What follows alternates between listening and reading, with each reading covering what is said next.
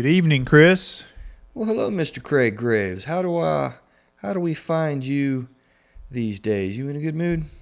Yeah, I'm in a great mood, man. That's awesome. Did you have a good week? Yeah, it's been a good week. Cool. No complaints here. I'm happy. Be ready, man. You got to give us a good taste on a fun fact and After that last show we did, I'm happy. that's fine to see how you did that. I see how you You did didn't catch that, did you? No, I did not. I usually try to pull some sort of swiggy, geeky, weird, little transition-y thing like that. So you did it for me this time. That's good. I don't have to do it then, do I? No. Awesome. You do not have to do it. What is this? Episode 73 or 4? Episode 74. 74, man. Welcome to another edition where we invite you to see the world through the lens of a real mental health and substance abuse therapist. Somebody was making fun of me not too long ago. Actually, it's been a little while. She was like, I think it's funny how you say a real substance abuse therapist. As opposed to, the fake ones out there. Goal is to create emotional growth in our community through a therapist's eyes. The community that we're trying to develop is to create emotional growth. Being aware that this is not delivery of therapy services of any kind through a therapist'seyes.com. Craig, the human emotional experience, I do propose that we work together to figure this thing out. Cool? I'm good with that. So, remember, your fun fact's coming up, man. Spin your brain. So Dude, we hadn't done a fun fact in how long? And you going to spring that on me tonight? We did one last time. I did. Sort of. What was yours? Well, my brain's tired now because we're on show 2. So I totally did. I had to listen to the playback. I ain't buying it. So we're going to be talking about close friendships, and it comes today from a direct question that I had in a therapy session very recently. He was like, all right, I don't know if he was just playing devil's advocate. I can't kind of remember the context of the conversation. But like, you know what? And I stopped the session. Well, I didn't stop the session. I stood up and I went over my little blue book. I write everything in there, man. And I'm like, wait a minute. I ain't writing this down. I said, you know what? We're going to do this the next show. He's like, oh, really? I'm like, yeah, man. You know what? That's a great topic, that we haven't talked about friendships a whole lot. But he was just kind of playing devil's advocate or challenging it in session or just kind of maybe genuinely asking, like, really, man, why do we need to have them? And I thought, man, we really need to talk about that. I think we really need to talk about that and get an understanding so that people can really begin to value the word friend more than I think that we generally do, because I think it's a word, and we've talked about it before, Craig, that people kind of just blow by. So that's what we're going to talk about today. I'm going to give you more time for the fun fact and do my news current event, or are you ready to go? Let's do the current event. Oh man, you gotta have you're not even gonna listen to my current event then. You're gonna be sitting there thinking and everything, aren't you? No, I'll figure it out. What's your current event? Let's hear it. This is gonna get you riled up again, man. Y'all realize we're doing this model where we're recording 2 shows at a time, and so I feel like Craig was totally just upset at all the political stuff, and I didn't realize it. But man, now we're gonna get y'all buzzed up again, man. Because that's what the current event is. All right. Yeah? Yeah. So I thought this was a really fascinating concept. I'm not going to spend too much time on it because I don't want to get into politics bunny hole. But this guy wrote a very interesting op-ed in the local paper here. And it says, psychology can help explain our nation's great political divide. And, I really did think it was interesting, because he talked about the contention that some would say we can bridge our divides pretty easily and come to consensus on a lot of issues. And his belief is that really political differences are very, very real and very, very deeply ingrained into our psyche and very difficult thus to bridge. And so I'm not sure actually which side of the fence I fall on, but listen to some of his thoughts. He says, most relevant here is the battery of questions about what psychologists call locus of control, which we've talked about on the show before, right? Locus of control. What is that? You don't remember? I don't. It'll come clear. Ask again. If it's not, we will. But if you tend to believe that the major events in your life are largely the consequence of your own choices and efforts, you are considered to have an internal locus of control. On the other hand, if you tend to think what happens to you isn't greatly determined by your choices and efforts, you have an external locus of control. So while in reality, both external forces and personal choices play a role, this guy believes that the question really is in what individuals emphasize. Okay, so that answers your question. Later on, he says, consider this statement, right? When you look at people that think of slanted towards internal or slanted towards external, right? Consider this statement, my life is determined by my own actions. While 52% of respondents identified as very conservative agree with this statement, only 33% of very liberal respondents agreed. And here's another one. He says, when I get what I want, it's usually because I worked hard for it. Support was 53% among very conservative people and 30% among very liberal. So there is a slant there. So perhaps even more to the point, I feel like what happens in my life is mostly determined by powerful people. Fully 61% of the very conservative disagree with this statement, while only 34% of the very liberal did. This is a fascinating kind of reality. So lastly, he does point out, like, look, these are correlations only. We can't say for certain what the causal factors are. So he qualifies it, but he says, you know, what we can say is our political differences do extend far beyond our contrasting views on specific pieces of legislation, or a particular support of a candidate, or the way that you tend to vote. I think he touched on a very interesting reality that the way you view the world does kind of shape how you see political outcomes. Do you ever think of it that way? Internal versus external locus of control in politics? I don't think I've ever really thought about it that way, no. Mm-hmm. I think it generally is probably very true. You know? I mean, if you really kind of fall in the idea that, you know, powerful people limit me and control what I do, or make it so hard that I'm not able to be successful, and you know, you're going to want to probably be more liberal and not let competitive market forces go at it. Whereas if you feel like, you know, hey, yeah, that's what you do determines what you are, and nothing but you is responsible for what you do, then you're probably not going to be so into, you know, giving handouts and supporting welfare programs and whatnot. I mean, it intricately and psychologically does play into, in some ways, the way you see the world around you, and therefore policies that you'll support. Psychology. It's fascinating stuff. That's interesting. You know, I don't think it's, from what you're saying there, it sounds like that people who don't believe that powerful people are calling the shots or whatever are less likely to give and support people who are less fortunate. Is that what you're saying, or am I misreading that? Say that again. I think you just said that people who feel like they're in control and these powerful people aren't supporting them are less likely to support welfare programs and those kind of things. Is that what you're saying? Right. I don't know, man. I mean, a lot of the very wealthy people in our country give a lot of money to charity. Oh, absolutely. Into nonprofits and those. Very wealthy people are sometimes going to be internal locus of control, and sometimes very wealthy people are going to be external locus of control folk.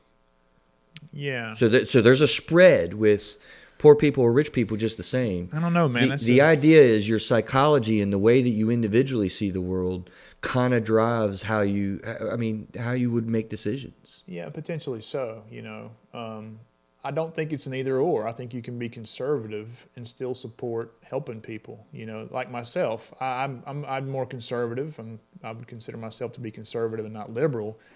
And I give money to programs that help people who need help. I just don't want the government dipping their hand in my wallet and then letting them decide where to put that money. Right, and that's an internal kind of some internal stuff. Because I don't trust the government to do with my money what I think they should do with it. Right. Not a lot of people do these days. I think a lot of people do. I mean, right. you know. But you look at the spread here, again, with the questions that they kind of did, you know, you get numbers like 52% of conservative people would agree, whereas only 33% of the liberal people would agree to the same statement. So that means a lot of liberal people go the other way, and a lot of conservative people go the other way. Go back and so 52%, you got the same statement, whichever it's internal or external. You got the same statement that conservatives and liberals are both responding to. One is 52%, the other is 33%. Right. My point is those are kind of large numbers for each group. So this is a correlation, but the larger point is, examine how your psychology and how your emotion is and what your life experience is and how that correlates for you individually as to how you vote and how you see the world and what you support, because there's an impact there. And as with most psychological or emotional things, I personally have made life's work at helping people be aware of that stuff rather than it just in being in operation without people realizing it. Yeah. You know, I think a lot of the people who are conservative that I know are sympathetic people to the poor and people who have college debt and people who are in bad situations. People are sympathetic to that, you know. But again, I just don't think that it's the government's place to take money from people to put into these programs. I think that we ought to be doing that out of the goodness of our hearts. So how about we launch into close friendships and why we need to have them? Okay. All right. Shoot us cold here, Mr. Graves. Why do we need to have close relationships? I mean, it seems obvious, doesn't it? I don't think we need any close relationships. Oh, man. Get out of my house, Chris. Dang, I'm done. I thought we were tight. Show's over. Oh, blast me, man. Dude, he's like threatening me with weapons now. He's reaching for something in the drawer. I mean, no, I think we're social creatures. I think that we need friendship and relationship and somebody to talk to and share our lives with, you know.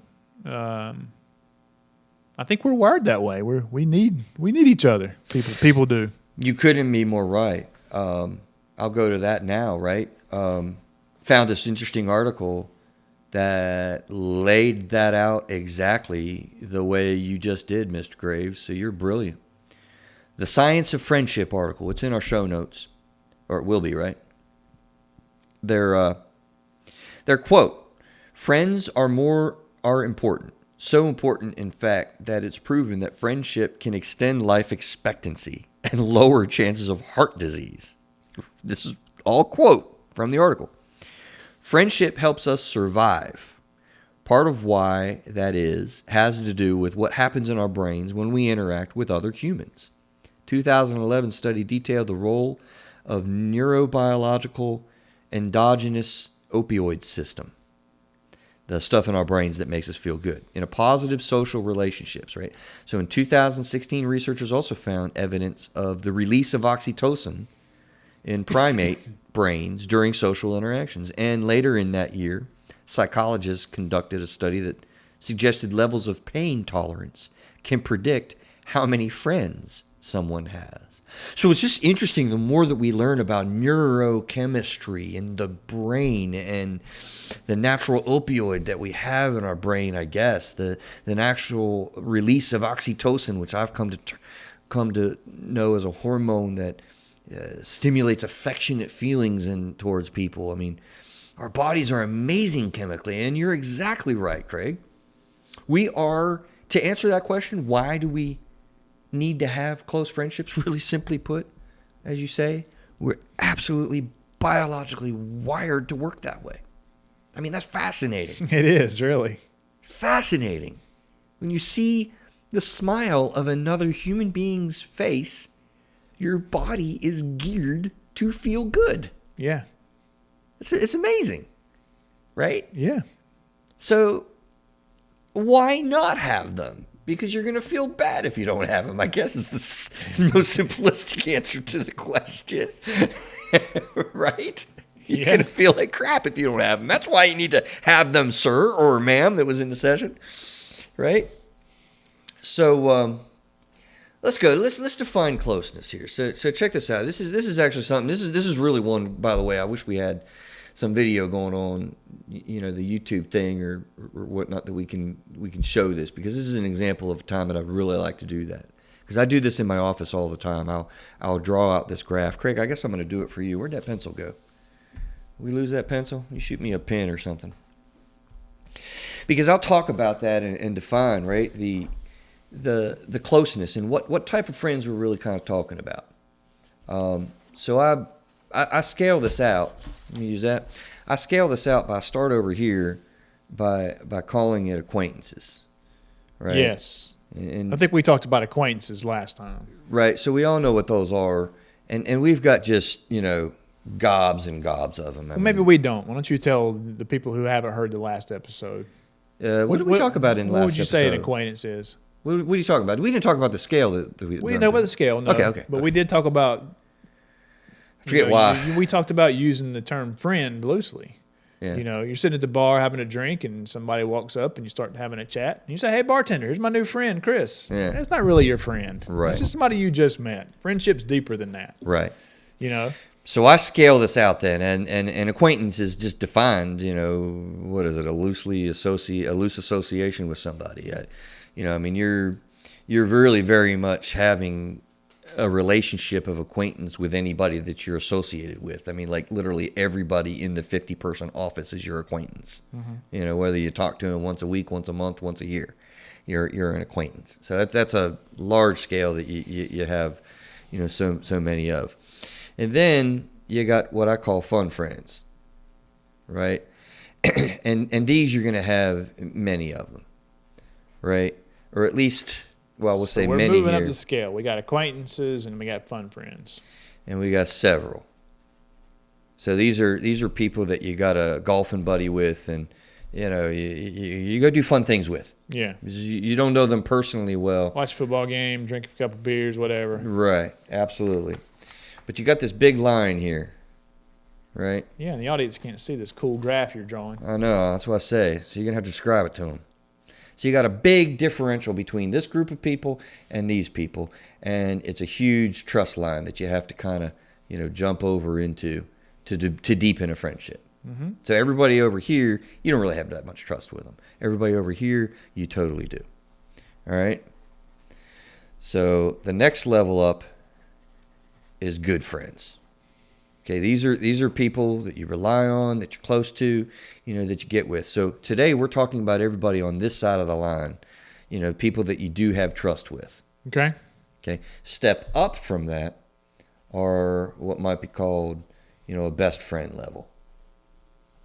It doesn't mean that you're one and only bestie, but a best friend level is really like, somebody that you got a lot of trust with, you really are tight with. There's not a lot they don't know about you. Yeah, somebody you can call at 3 a.m. if you need something. Yes. And they'll be there. And the next one is an intimate level. That's not sexual. Obviously, hopefully you're at an intimate level with your wife or husband. But the intimate is you're intimately acquainted with this person. So your family of origin, when you're living with them especially, that's definitely in your intimate circle. They see you every day, they watch you every day, they watch you grow, they watch you learn, they know everything about, what has happened day to day for a very long time. So you have an intimate connection, with that person. So good friends, best friends, and intimate friends. You have less as you go along from left to right here and up. More as you go this way. So you have many acquaintances, several, hopefully, seriously, several. And if you don't have several fun friends, have 5 different people, 6 different people you can call to go do something fun this weekend. We need to build that up. Good friends, you're going to have, a few.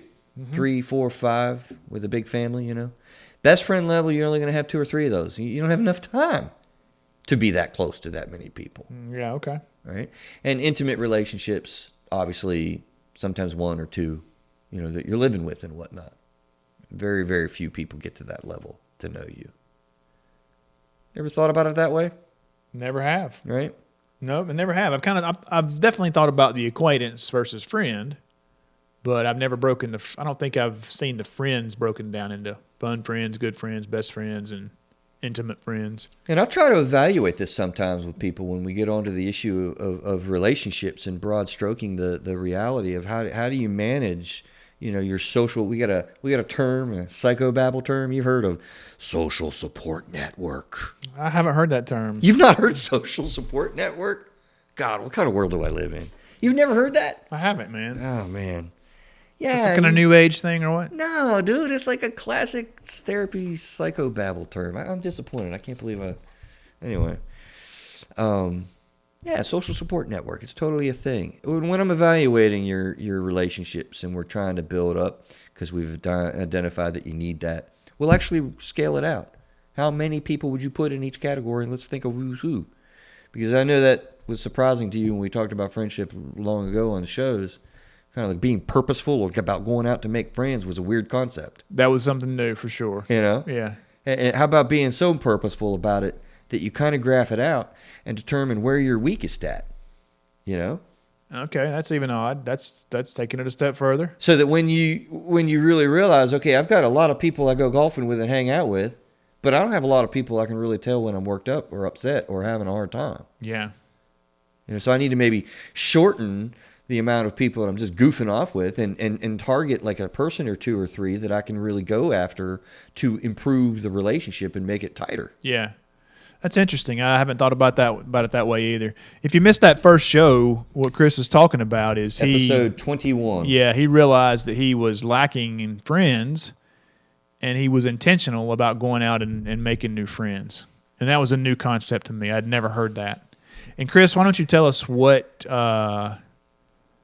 how do you pass from acquaintanceship into friendship? Are we going to cover that tonight? I don't think we will quite so much. Yeah, And this is just for the people who hadn't heard 21 yet. Say again? This is for the folks who have specifically. not heard. Yeah, I was going to say, because I think we really hit that pretty good in 21. And just briefly, you can just... Yeah, briefly, I think it's about taking... Well, actually, we do have it right here. You're following the show notes. No, I actually haven't. I did not. I just wanted to make sure that we covered that. Number 2, requires key ingredients to have these friends list that we just talked about, right? Well, that's not where I was going with it. So what you said in that last show was that, we're hanging out at the baseball field because our boys are playing ball. And we're chatting there, and how's your day go? Oh, it's going pretty good, blah, blah, blah.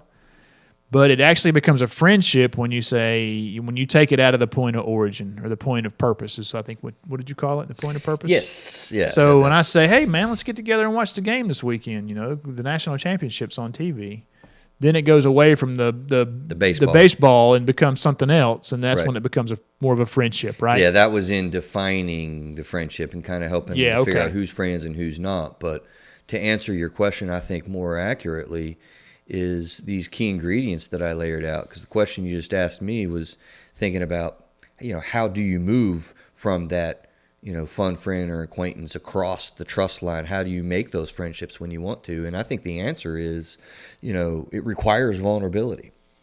Oh, yeah. Absolutely I get that. requires vulnerability and a sense of honesty so that you're really going to share that with people. So that was something I arrived at when I did that episode 21. It occurred to me that when you become more honest, it's almost like it gives the other person permission to be honest with you, and that deepens a relationship. To further deepen it, you share more. Yeah. And then they share more, then Yeah, right. But your vulnerability and trust is going to go up. Well, there's no trust. The fun friends are on the other side of the trust line. But your vulnerability is going to increase as you go up the ladder too, right? Way. So your good friend, you're not going to tell your good friend or talk to your good friend about the issues that you're talking about your intimate friend with, right? Mm-hmm. And the best friend's somewhere in the middle of that. So, these things you're talking about here, they rise along with the graph, right? They absolutely do. Okay. And that I would maintain that you could be purposeful about. Which means if you want a friend to be tighter or to be closer, you might get lucky. They might just start sharing with you. You might not want some. You might see red flags. So you shut it down. So you don't go there with that and person. Your honesty goes lower. And they're either a fun friend or a good friend. And I've actually had people that I've kind of moved in that opposite direction too, be honest with you. Right. that I haven't wanted to be closest to, and I won't share much of anything, and I won't really respond a lot when they start sharing, so that you could do that in either direction. And I think the coolest thing here is that you really get to choose, and the other person really gets to choose. So when both people choose to share more about yourself, you're both choosing to be, tighter and closer as you go along. Right. But I want to highlight that. I mean, that the level of honesty is really hard. You think about having a relationship of any kind, and it's not easy to do that. I can't tell you how many people I talk to that just kind of report out like, yeah, I don't have a lot of friends. I don't know how that happened. We talked about the lost decade. I think that's a part of it. Yeah. You ever seen that? You ever seen Tombstone, man? I feel like I have, but that's a series, not a movie, right? No, it's a movie. It is the movie. Golly, who's the guy? Goldie Hawn's husband? Kurt Russell. Kurt Russell plays Wyatt Earp, and Doc Holliday's played by Val Kilmer. Love that movie, Wyatt Dude, Earp. Val Kilmer is awesome in that movie. Yeah, it's good. So they just had this big gun battle, and Doc Holliday, who Val Kilmer's playing, has tuberculosis. Oh, yeah. Yeah, I've seen that. And so they had this big gun battle, and tobacco spitting. They're sitting by the creek, after the gunfight's over, and Holliday's coughing up blood or whatever he's doing, and the guy says, "Hey Doc, what the hell are you doing out here? You ought to be home in bed." Doc Holliday says, "Wyatt Earp is my friend," and the guy says, "Hell, I got lots of friends." And Doc Holliday says, "I don't." It's one of my favorite movie lines, man. It's beautiful. That's cool. I don't. That's funny. I mean, so, I think the point that I take there, well, what do you take there from that mostly? I mean, how does that strike you? He just didn't have a lot of friends. And he was going to be there for him. Wyatt Earp was one of his intimate friends, I guess. Yeah, and he was going to be there for him no matter what. And, and that's the main point that I get from that. And that is one of the great friendships historically, was Wyatt Earp and Doc Holliday. Really, what he said? Yeah, it just was. They were in life. Yeah, historically, if you read about Doc Holliday in real life, they were apparently really good friends. Really? Yeah. Okay. Yeah. That might be probably why it comes out on the screen so well. Yeah, but it's a great scene, man. You have that on the show notes, right? Let me see. Point out the fact that we need all of these levels, not just one of them or not just two of them. The idea here, too, is you really do need all of these things, not just one. Acquaintances create a well-varied approach to life. You get lots and lots of views. The more people you could talk to, the more people you relate to, even on an acquaintance level, you can get a wealth of information and a wealth of ideas that are well-varied. And I would suggest that opening yourself up to a well-varied a well-varied set of interests or ideas, you're going to be much better off for it. So you need lots of acquaintances. You need acquaintances. Fun friends, you just, pretty plain. You just need to have fun. You don't have fun friends, and you ain't going to be able to have as much fun. Yeah, and I think serves the point. Yeah, and you can have fun with these other guys too, right? I mean, yeah, that's obviously. Yeah, but the level of numbers that you have over here, you're not going to have a lot of availability with your best friends. I'm having to doing stuff. Yeah.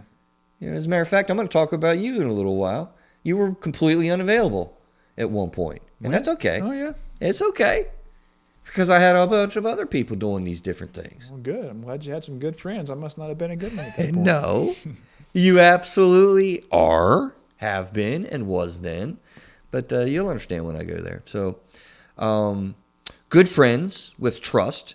You have to have reliability with bigger tasks. So good friends, and the number of good friends that you have is a little bit more than best friends, because, you're going to have bigger tasks in life, such as moving. There's foreshadowing. All right, close friends. Those that know and accept us. Where's my quote? Oh, it's coming up. I got a book quote, man. I created a book quote when I was doing this show prep. Speaking of which, I haven't talked about my book in a little while. That thing is done, dude. It's not for sale yet, but through a therapist's eyes, you can be emotional and remain safe, and it's the idea of book 1, the self. And book 2 will be the marriage. And book 3 will be parenting. And book 4, on Friends. Oh, awesome. Yeah. So I actually have this whole platform built out in my brain. Yeah, so our listeners are getting like a pre-book content, man. Kind of are. Awesome. Yeah, kind of are. That's Absolutely. good. Well, congratulations on finishing the first one, man. I know that's a big thing you've been working on there. It is. It is. I'm super excited about it. It's not for sale yet. I guess trying to figure out self-publishing versus publishing with a particular company, and but I do want to get everyone excited out there about it because I think it's a really cool project of various life quotes that have come to me throughout the many years of doing therapy. I mean, the book actually has been in the making for, dude, probably damn near 20 years, 15 at least, doing therapy and stuff. So it is super exciting. I'm super excited about having that done. It's been an amazing process doing it. So take a look out for that here soon on your bookshelves or at Amazon.com. Don't look yet, but get excited about it. Through his therapist's eyes, you can be emotional and remain safe. The book one is The Self. How's that for a... we're going to take that. We don't have a sponsor this week, do we? Let's skip that. All right. Cool with that? Yeah, I'm good with it. So... let me see. What do we want to do with this? Lastly here, close friends, that we have bigger projects that we're doing. And then why do we need intimate friends? That really is a lot to do with loneliness. You know, you get that close of a relationship. It's the antidote for loneliness, which is one of the reasons why divorce and separation even are just terrible times, because you have that relationship that's most close to you that is getting destroyed or is imminently about to be destroyed, and it's just like it wrecks your psyche in ways that I've actually kind of started to come to believe that is where people get to their most dangerous and tough times in their entire life cycle. And I was saying that's not top of the list. It's not what I'm saying, but anecdotally, I could see where that case could be made. It's the worst time ever. The big D. Yeah, it's not fun.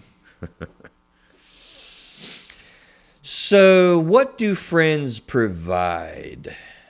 Do you like how I pronounced the role of neurobiological endogenous opioid system? I thought endogenous. I did well with that word before. You didn't hear it just rattle through when I read that, did you? I didn't pick it up. Endogenous. I must have been distracted. It's a cool word, man. Endogenous. Yeah.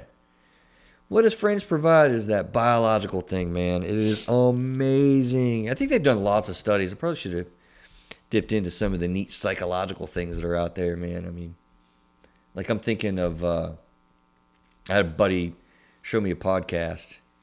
He was so excited about it. He wanted me to listen to this information because he was like, man, this is so cool. And he wanted to know what I thought about it. I forget who that was. We were traveling somewhere. Might have been my buddy Adrian, I think. And it was. I'm going to hack it, I guess, a little bit, but I think it's just interesting, the neurobiology piece of it. They did some sort of test, man. It was about physical pain. Didn't that quote I read a little bit ago talk about physical pain? I think it did. Psychologists conducted a study that suggested levels of pain tolerance can predict how many friends someone has. So check this out, Craig. What they did is they took people and they put them in a room and tested their pain tolerance, from what I recall in this study. And they just put their hands into an ice bucket. You know, that's cold. It hurts, right? Yeah. And so they told them tolerate it as long as you can or whatever, something like that. And what they did is they took that and they rated them. They did, 50 people, hundreds of people, however many. And then they brought two strangers in the room. And they sat them down. And they did the same pain test tolerance. Both of them put their hands in. Just see how long they would tolerate the terrible pain of your hand freezing in ice bucket water. And then they, how did it do? So then they took two people that knew each other, I think is what it was, and were friends or whatever, that knew each other well and were comfortable with each other, and did the same ice bucket test. Yeah, I know where this is going, right? Where's it going? The friends were able to stay in the ice longer. Absolutely. Yeah.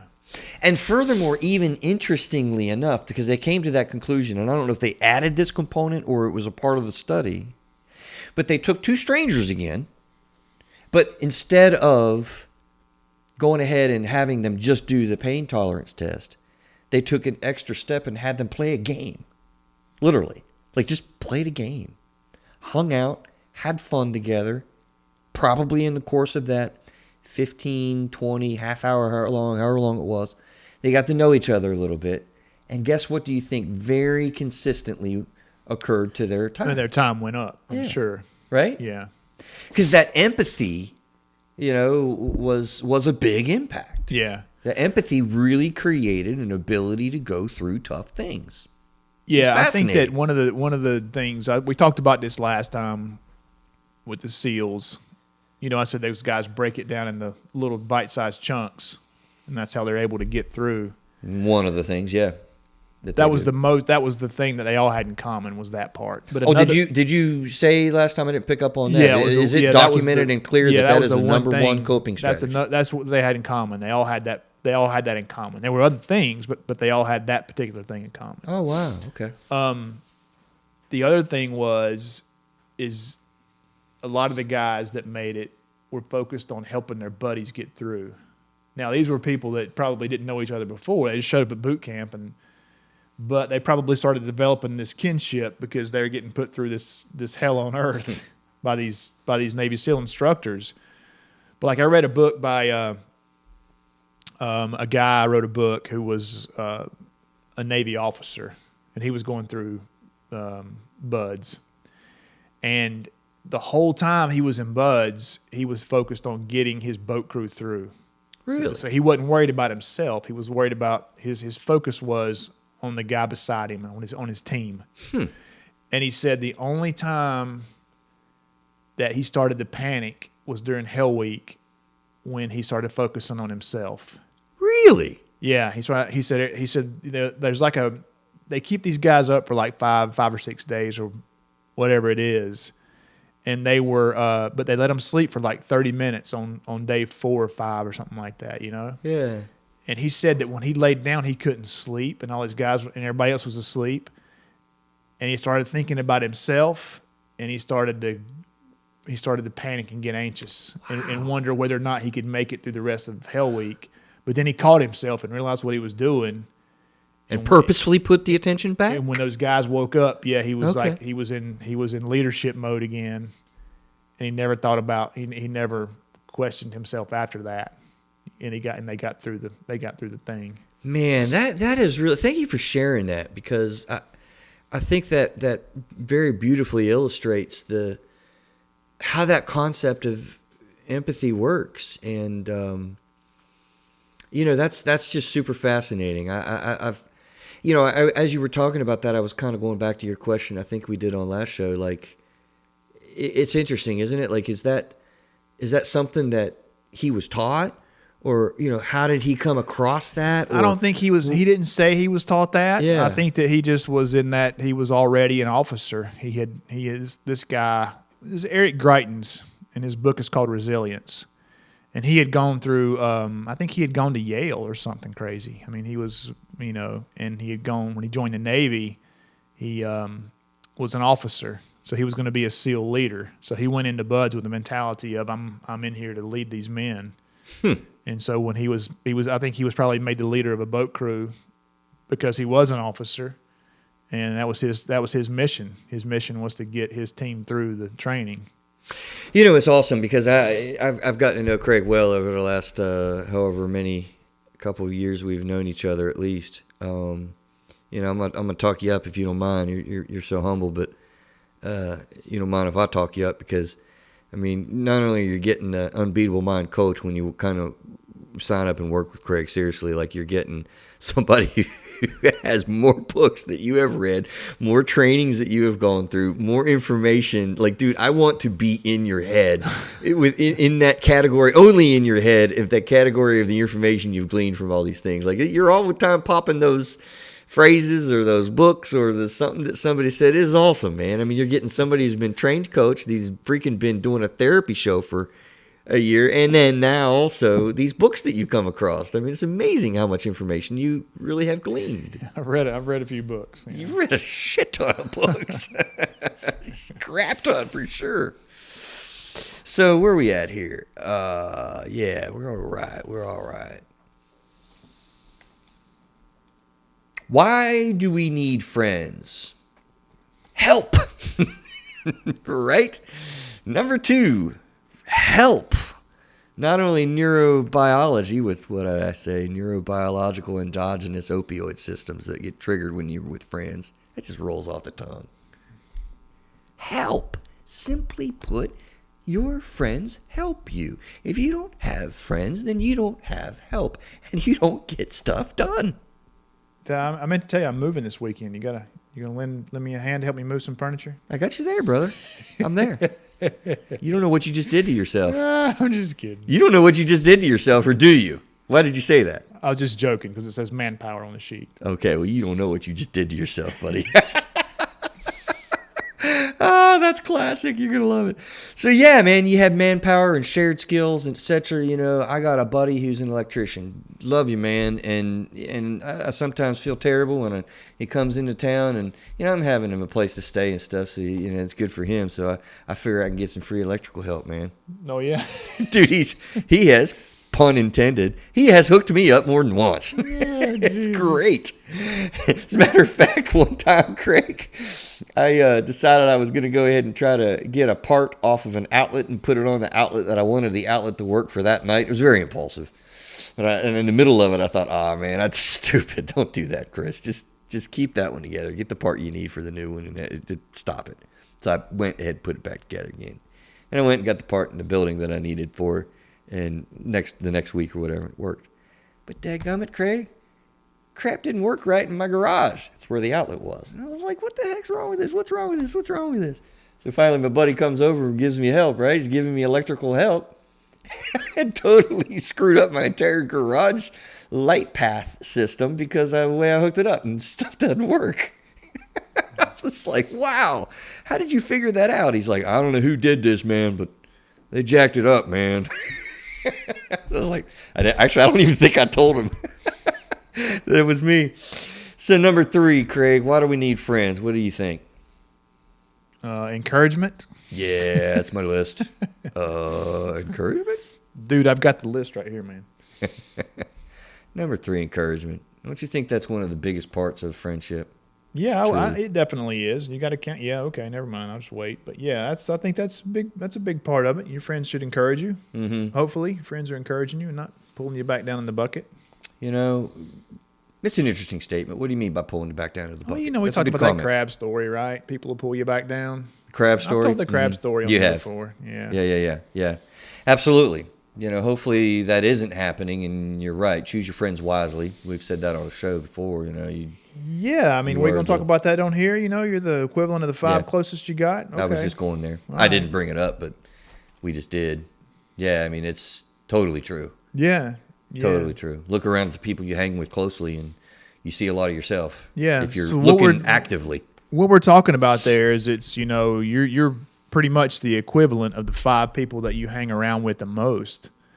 So if you're around a bunch of negative guys or girls, you know, a bunch of gossips, or, you know, a bunch of guys are partying and stuff like that, then that's probably what you're going to be doing too. And if you want to raise the level of your life, then you need to surround yourself with people who are doing the things that you want to be doing. Wait a minute, is partying bad? Well, I mean, no, not. I mean, there's a time okay, for good. There's a time for everything, but I mean, if somebody's partying every night, or you know, you know what I'm saying? Absolutely, yeah, absolutely. Yeah. You got to look around. I mean, there was a point in time in my life that I actually kind of wanted to get, because I actually think through these things and try to live some of them out, and I wanted to. I remember it just struck me when you were talking there, Craig. I wanted to get good at stocks and investing and do, you know, day trading really and investing. I wouldn't be a day trader, but I actually did do some of that. I actually took some of my college funds. I hope they don't take me to jail, but statute of limitations have to go into effect, right? I took college fund money, got a little chunk together, and worked on investing in stocks. I made some money in that. It was kind of cool. Well, that's neat. Right? But then I got to thinking, like, wait a minute, if I really want to get good at this, like, none of my friends do this. I don't know anybody that does this. Talked to my dad, actually, about it. It was the biggest source of, like, somebody I could kick this around with. And I actually thought about that I need to get some friends, some people that are this because I want to be this. No, I never did it. And life just took me in different directions, and I don't have any investment account now that I play with, just, do the 401k thing. But I didn't get friends wrapped around me with something that I was interested in, and it didn't happen. Mm-hmm. And I was very interested in doing that. So it's just always been interesting to me if I would have had encouragement and support in a group that did that with me. I bet you I'd still be doing it today. Yeah, that's interesting, man. And I tell you, we got our group on Tuesday morning, but if we go back to The Unbeatable Mind, I read the first book in 14-ish, I think. And I've kind of been doing the practices and studying the content and since then in some form or fashion. But I've been doing it by myself. I've been in a vacuum. But since I've been in this training program, man, I've got 8 people that I meet with on a weekly basis who are doing the same thing, and it's taking my whole thing to a new level. Wow, right. So surrounding myself with people who are on the same path, doing the same thing, man, it's caused me to really jump. That's fascinating. I'm thinking of our show on exercise. I mean, I have quoted him many times since we did the show with Denny. Hey, Denny, he's a friend of the show. Hope he hears this. His concept that really stuck out of me, which is exercise, that pound for pound, you get more benefit out of exercise with people than alone. You do 10 push-ups with people versus 10 push-ups alone. Yeah. You get more health benefit out of the 10 with people. You can do more. I think that's fascinating. Yeah, it really is, man. It's fascinating. Why do you need friends? Objectivity. New ideas. Feedback about self. You got to be careful with that one. Aren't you glad we don't do a monotone show, man? Yeah, I am. I think we have fun. Yeah, I think we do too. But feedback about self, how do you propose people get that from friends or give it? Should you wait till somebody asks for it? I feel like that is actually a big one on this list. So we got the neurology, we got simple help, we got encouragement, we got objectivity, we got get new ideas from friends, feedback about self. You cannot see yourself, hear yourself, experience yourself. You have no idea what you're looking like, acting like, appearing like. You don't know how you come off. The only way you know how you come off, even right from out of the womb, is by looking at the mirror that other people give you. It's a mirror. If I do something funny, his face changed, right? He did kind of a half-cocked smile when I made my eyes all weird or whatever. That told me something about how I look. That told me that I successfully accomplished my nonverbal there when I did that. I cannot know that if I don't have you mirroring that back to me. So you cannot get feedback about yourself. I mean, you can look at a mirror, literally, and kind of get an idea of how you look, but you won't even see a 3-dimensional vision of yourself. You have never seen yourself like you're up in the ceiling looking down at yourself. You've never in your life seen that because you can't. So the idea here is, if you want to get true feedback and honest feedback about yourself, it's going to come from other people. It ain't coming from your own head. So how do you give that, and how do you receive that delicately? Well, I think that's where I was going. Because I if know. you offer it and it's not asked for, or somebody could take it the wrong way. Well, I think you got to look at maybe this scale again. I mean, intimate relationships, you're going to have more of a routine of doing that, giving and receiving. Acquaintances, you better shut the hell up. Yeah. I mean, fun friends do not want to hear what you have to say about them. Yeah. They don't give a rip. Yeah. And you might get yourself into a physical fight. You very well could. Literally. That's why I'm saying you got to be careful. Absolutely. But if you're a good friend with somebody, you now have gone over the level of trust. Like for you, for instance, I feel like, we have. You and I have given each other Yeah, I Actually know, got right? a rough feedback Quit at eating, times, quit right? eating McDonald's, man. Oh man, I'm sitting here. Oh, But you know what? On a serious note, I like number 5, the new ideas. yeah. I mean, I like to sit down with someone and have my mind opened up. Mm-hmm. To hear some kind of new or something to give me some kind of new perspective on something. You I cannot love to have those do kind of that conversations, man. alone. You simply are so limited when you're trying to just read a book Yeah, and get information. yeah, When you read a book and get information and share that with another person who's read that book, what do you get? yeah. That's powerful stuff. Way, way, way much more. Yeah, or even just to hear somebody's idea on What- something else, on some other topic, even if it's not a book, if it's Yes. the news Yes. or I mean, it's just I like that kind of stuff. All right, man, you ready for my future book quote? Yes. This will be in a future book on friends. So, acceptance. You can feel acceptable, but you cannot feel accepted until you are accepted. Right? I think that's pretty interesting, to say the least. You can feel like you're an acceptable person and whatnot, but there's no way you can feel acceptance until you have another person actually do it. How powerful of an argument to have friends is that? Yeah. Okay. Right? I like that. That's good. Right? Yeah. I mean, that just came to me as I was literally doing the show prep. That might be the first one that did not happen in a therapy session. We'll have to make a special note to that one. That was good. That was good. Yeah, because it's so true. I mean, that's what friends offer you. You can't even experience it unless you have friends or people that accept you. And what a horrible existence that would be if you never felt accepted. Mm-hmm. Think about that. People that say they don't have friends, well, oftentimes they're not feeling accepted by anybody. That sucks. That sucks. And that occurred to me. So the more that you're purposeful about this and develop multiple relationships, the more you actually put yourself in a situation where you can feel accepted. Mm-hmm. And I think that's pretty neat. Antidote to loneliness is company. That's what friends do. Friends also provide you strength in numbers. Together we can do what we cannot do alone. Actually, I already touched on the mirror. We hit that one. I put a triple star on that one. See how I did that? A mirror upon which to understand ourselves. How about number 11? You ever do the emotional dumping? Ugh. Yeah. Yeah. Let me just tell you about my week. Started out with the car and then went to the kid. And then the wife said this and I did this. And then I went back home and the kid did this. I cannot even believe that this person at work had that attitude against me. Let me just tell you, and I'm only starting. Yeah. Yeah. That serves a great purpose in life. I mean, you've got to have trusted places. My wife talks about having a soft place to land. I mean, we get so wound up. Isn't that last show we talked about the bombardment? Wasn't that last show was bombardment, and the world bombards you and the work bombards you, and you come home and it's like, it's got to be so nice to have that person or those people that you can just dump around and just get it just cleared out of your system. Yeah. If you jump back up to number 8, you said antidote to loneliness.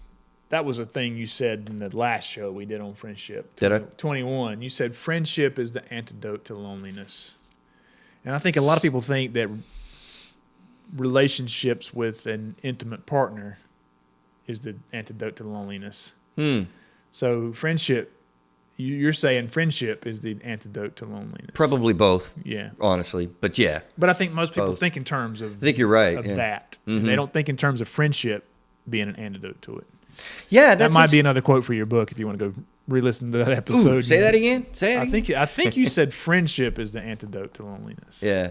You know? And it would be a good one if I didn't do it. You're right. I need to listen back and see what I did say there because I think I think that's probably a true statement. Do you? Yeah, I think so. Yeah.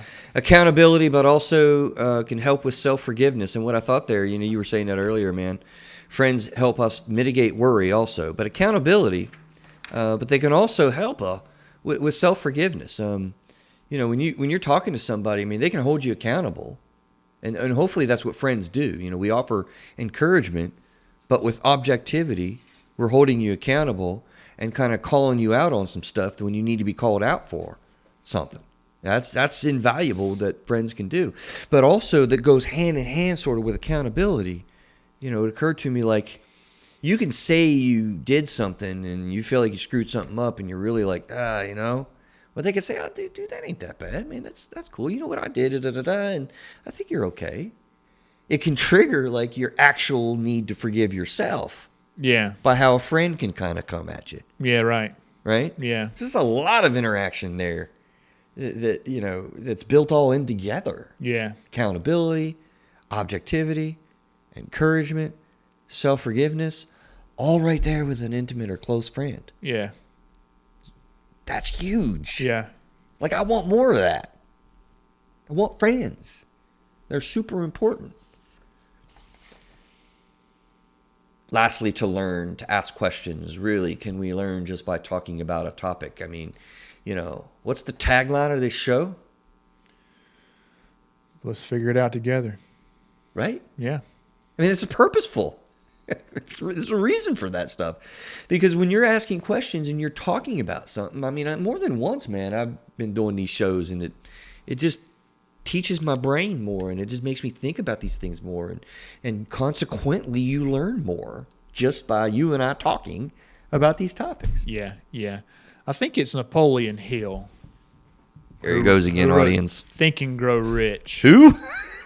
When he talks about the mastermind, when people get together in groups, like Chris and I have a mastermind. We meet every Tuesday morning.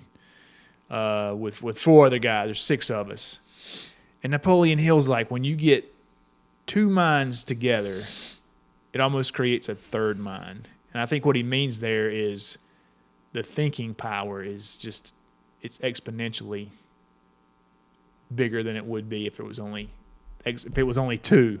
It's amazing. Yeah. Exponential growth with a group of people. So learning and creativity and all that stuff goes up. Mm-hmm. When you have a group of people, and it becomes greater than the sum.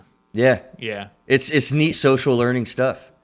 Humans are social creatures, you started out the show by saying. Yeah. Yeah, and it so works. I mean, when you're really part of, like, I love sports, and I've been a part of teams that suck sometimes, and I've been a part of teams that have been really good. And I mean, I'm telling you, when that group of people clicks together and a coach that knows how to coach a team to pull them together, I mean, it is amazing when a group of people click in gear, and you can almost see it happen, how it just blossoms. It's really cool stuff. All right, we don't have a whole lot of time, but remember earlier in the show, you put yourself out on the carpet. I said, we don't have a whole lot of time to do this, but I said, illustration purposes, Craig, do you have a time that you really utilized friends, and maybe we'll have time for you to share it. You're probably totally off the hook, but I have an example of this stuff and how it really played out for me, and I thought we'd play around with it here to wrap up the show. Chronicling the time recently that you know very well about, Craig, when my office was moving. It was a super stressful time. I mean, to give you a little bit. This was recent too. Just very a couple months ago. Yes, like 3. Just to give the audience a little bit of an idea. I mean, we had been in the same office for like 10 years, man, and we were faithful tenants and had a great spot. And this whole buildup began with just 6 short months to find a place in a market that had essentially 5% availability for commercial leasing arrangements. And I ain't gonna lie, man, the stuff that was available, a lot of it was straight flat junk. It was not good space for a therapy practice. And so that whole time, like, I'm just, I was tripping out. I was really stressing out, thinking, I've got to find a place that I can function in and that I can afford. Because there were a couple of options where they literally wanted like $80,000 before we even opened up the door. Like 80 large, 80, just for a build out. And I'm like, yeah, I got 80 sitting around and I don't have the capacity to loan $80,000 loan to try to pay it. So in any regard, it was a tough time frame, and it built up specifically to finally we found a place, and now it's time to move. And that whole weekend was just, I felt like I was in a complete meat grinder emotionally. because you know how movement is. You know, we got boxes and stuff wrapped around, and we've got, you know, everything's up out of order, and I'm like, you know, the founder, and so everything's really on me to make decisions. You know, people are like, everybody's looking at me. Well, what are we doing with the computer, Chris? What are we doing with the software, Chris? Well, how are we going to get up and running on Monday? Do we take this day? Do we take that day? Do we start on this day? When do we see clients? Do we send stuff out? How do we got letters? Who's going to write the letter? I mean, it was just like, what the heck? You know? And that's just normal moving business practice. And unbeknownst to me, or, well, sort of beknownst to me, or unforeseen by me, my sister at the same time is in the hospital with a mitral valve heart replacement. So the whole week leading up to that, I'm going to the hospital every day, like supporting her and like having an open heart surgery. And then, Craig, do you remember on the very day in the middle of my move, I get the call from my stepdad? You remember that? I don't. Yeah, my mother was admitted into the hospital. Oh, yeah, dude. Right? Yeah. So I'm just like, what is going on here? Like, what have I done to the gods in the sky? Like, this is crazy. And then I got an unexpected install from the wiring people.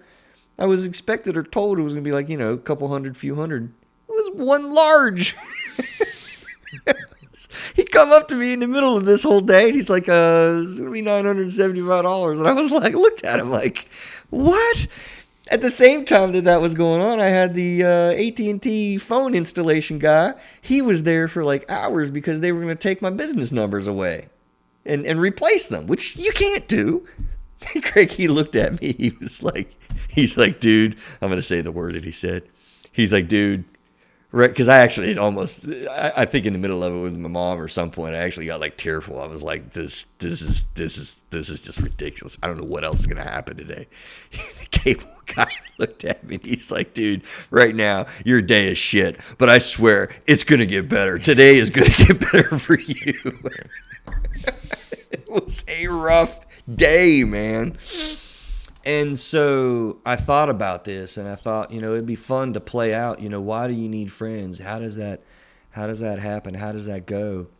And we don't have time to really look at it in close, but, you know, I needed help throughout the day. I needed encouragement just as new things were happening that weekend. I really needed objectivity from the people that were around me because, I mean, it got to the point where my head was spinning. I couldn't make a damn decision. I mean, I couldn't think straight, let alone because I hadn't slept. New ideas. I had so many people creatively coming up with what we could do with this and what we could do with that. Wasn't much about loneliness. I didn't care about that at that weekend. Power in numbers, though, man. Strength. Emotional dumping. I mean, at the end of the day, I mean, I'm just like, you know, to whoever was around me at the time, and they walked with me and accepted it. You know, and to the people, and I actually sent an email or a text message out there, you know, to the people that you know that were around. Like, I really, really appreciated you guys that weekend. My buddies all stepped up in a big way, and you know, I couldn't have done that without them. I couldn't have done that without them. It was not no shape, form, or fashion. And so, like, for instance, you know exactly when I thought about using this example was when I got ice out of my refrigerator today from the ice tray that I would not have had if it wasn't for one of my buddies that day. Oh, yeah. Yeah, Adrian. Oh, yeah. Yeah. One of the many things he did that weekend. Thank you, Adrian, for walking with me. That was a horrible weekend. And, I mean, seriously, he stepped up in a big way. I mean, he came down from West Virginia. I had a guy come down from north of Richmond, Virginia. You know, he helped me out. You know, a couple guys in our Mastermind group that stepped up and stepped in. Yeah, I wouldn't have had ice cubes today if it wasn't for the idea of an ice tray from him. Yeah. Because we don't have a water line for the stupid fridge where we are. You know, it was really cool because one of the things that David said, he's in our Mastermind group, and he's like, man, it was really cool to see the social network that you have built in action. And he said that, and it stopped me, and it was like, as a matter of fact, that might have been when I got teary-eyed that weekend. Because it occurred to me, like, dang, man, that is one hell of a network in real action. Yeah, no kidding, man. Right? Yeah, you've been up the creek without them. It's so powerful. So, again, to all the friends that were there and friends that weren't able to be there. I'm so appreciative of you being in my life, and really want to encourage anyone listening to this show to build those networks up and build those relationships up. It creates all this and probably much more value in your life. Right? Indeed. So, where were you when we was moving? I think I was in.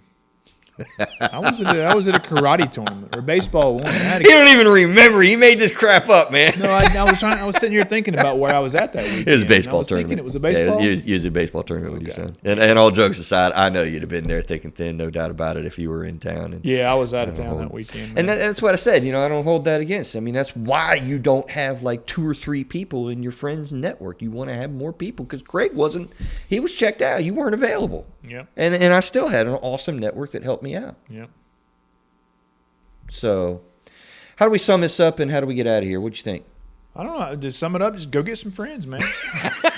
Go get some buddies. No, I think what I would sum it up by saying there's different levels of friends, and we should have some in each category, probably more in the acquaintance, a little bit less in the fun friends, a little bit less in the good friends, and as we go to best friend and intimate friends, obviously it goes even smaller, and we need people in all those categories.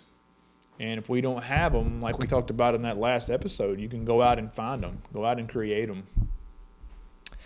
So I think that we can announce the next show. Let me ask you a question, though. The gentleman that was going to be here tonight, he is committed. That's a commitment that we have. Can we announce that? Yeah, let's don't announce it yet. Oh, you don't want to announce it yet? I just want to make sure that we didn't talk about rescheduling yet, but I'm assuming we'll do it next go around. I'll see him in the morning, so I'll shore that up. Okay, I don't want to announce it then, but we have 2 people or 2 shows where people are going to be sharing their personal stories with topics. I guess that one will remain a little bit of a mystery, but the other one is our good friend Aaron has committed. We got a date in mind in the next few weeks or whatnot to follow up with him, man, from episode 3. If you hadn't heard 3, go listen to it to get caught up on the story of Aaron Clark and his son Cody, and his wife Michelle and his son Zachary are going to supposedly. Okay, good. Did you know that? That'd be fantastic. I think you mentioned but I didn't know that was a for sure. I think so. Okay, good.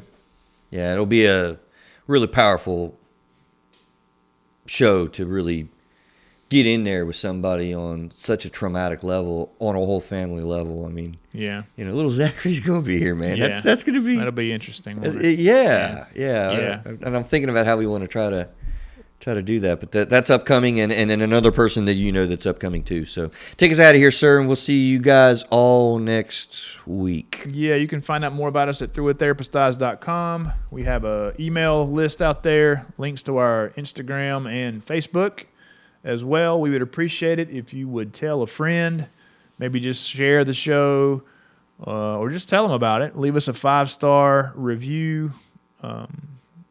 And comments, too, would help on your favorite podcast platform. And we have individual entries for each podcast on the website. You can stream directly from there or find us on just about any podcast platform. And we appreciate you guys listening, and we'll be back next week.